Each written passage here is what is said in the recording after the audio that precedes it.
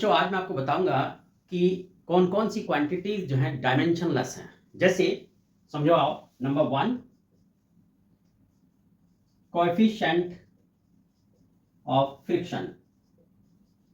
Coefficient of friction mu basically क्या होता है? वो होता है आपका frictional force upon normal reaction. अब चूंकि इसका भी यूनिट न्यूटन होता है और नॉर्मल रिएक्शन का भी यूनिट न्यूटन होता है, तो इसलिए क्या हो जाएगा mlt-2 mlt-2। तो कितना आ गया m0l0t0। तो इसलिए म्यू जो है यानी कोएफिशिएंट ऑफ फ्रिक्शन सॉरी क्या हो गया? Frictionless. Number 2 strain. Strain basically क्या होता है? वो होता है change in dimension upon original dimension.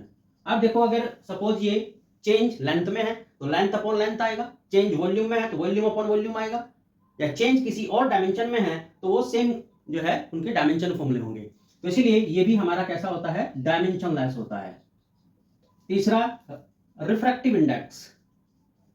Refractive index यानी जो रिफ्रैक्टिव इंडेक्स होता है आपका वो होता है, जैसे एब्सोल्यूट रिफ्रैक्टिव इंडेक्स की अगर हम बात करें तो क्या होता है?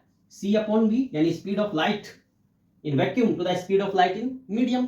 अब स्पीड ऑफ लाइट यानी कि lt-1 और speed of light in medium that is also lt-1। तो इसलिए ये क्या हो जाता है हमारे पास? l0t0। तो ये तीनों के तीनों कैसे हैं? हमारे डायमेंशनलेस होते हैं। तो आप इसको अच्छे से ध्यान रखना, कहीं भी क्वेश्चंस में आए तो ये क्या होंगे? हमारे डायमेंशनलेस होंगे।